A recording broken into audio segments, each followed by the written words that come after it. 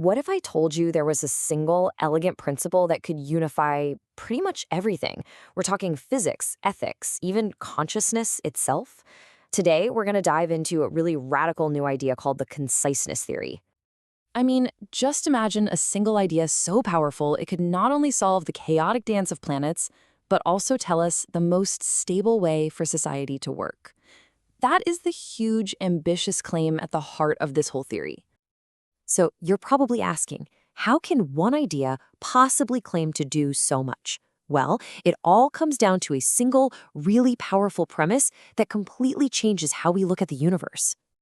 At its heart, the theory says that everything, from a tiny particle to a complex thought, is driven by this fundamental need to get rid of complexity and find the absolute simplest, most efficient path forward.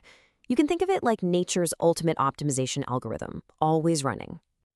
Now, for this to work, the theory has to draw a very sharp line between reality and how we describe reality. It says the physical universe is finite. That means no true infinities, no paradoxes. All that infinite stuff, like numbers that go on forever, they're just the languages and the tools we invented to describe our finite world. And that distinction, it's the whole key. All right, an idea this big needs some serious proof, right? So let's see how this whole conciseness principle actually holds up when you throw it at some of the most famously unsolvable problems in all of science. First up to the plate is the legendary three-body problem. For centuries, trying to predict the movement of three objects, just using their gravity, has been the poster child for mathematical chaos. Our traditional methods, they just completely fall apart. And this is where the theory really flips the script. Instead of trying to brute force an infinite number of calculations, the conciseness theory just reframes the entire question. It asks something much simpler.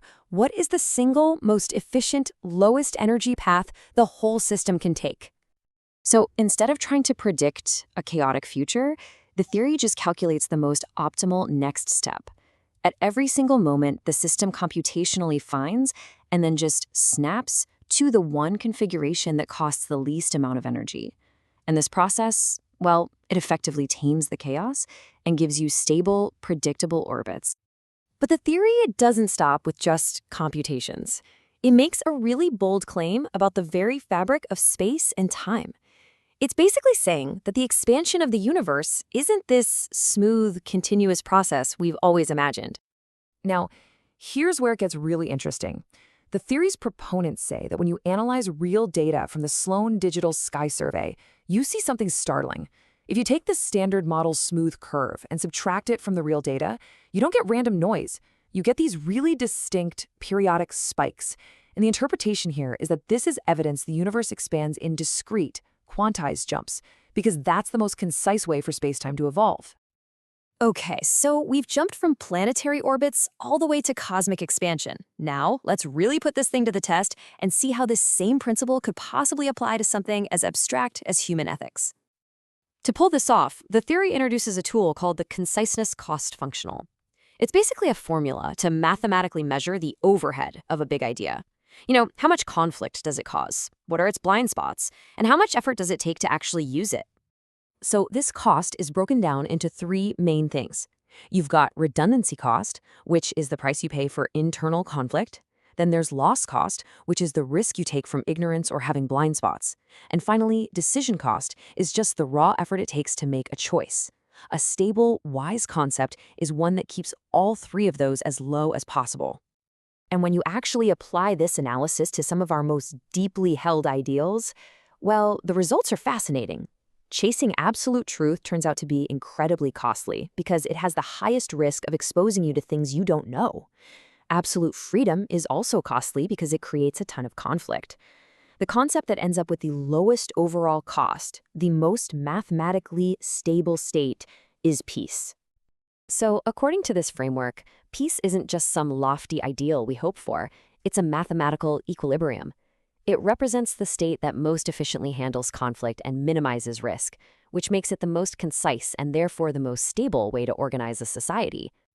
All right, so all of this has been building to one thing, the theory's ultimate claim, the unification of the physical, the informational, and the ethical into a single master equation. The equation is built from three main ingredients. First, you have an informational action, which basically governs how information gets compressed. You can think of it as the physics of thought. Second is the physical action, which comes straight from general relativity and governs space-time. And third, and this is the really cool part, is a harmonic coupling term that actually links the two together. And here it is. The total action of the universe is the sum of information gain plus the physical laws we already know, plus that crucial coupling term that connects them. The whole point of the theory is that the universe is constantly evolving to make this total value as small as possible, finding the most efficient physical path and the most concise informational state, all at the same time. And that right there is the end game. The idea is that an AI built on this one principle wouldn't just be programmed to solve one type of problem. It would have a fundamental built-in drive to find the most concise solution to any problem, whether it's physics or logic or even ethics. And that, the theory claims, is the seed of a true artificial general intelligence. So it leaves us with this really profound question. If the entire universe and our own consciousness inside of it are all just expressions of a single relentless drive towards simplicity and efficiency, what does that imply about reality? Is intelligence just another word for compression? Something to think about.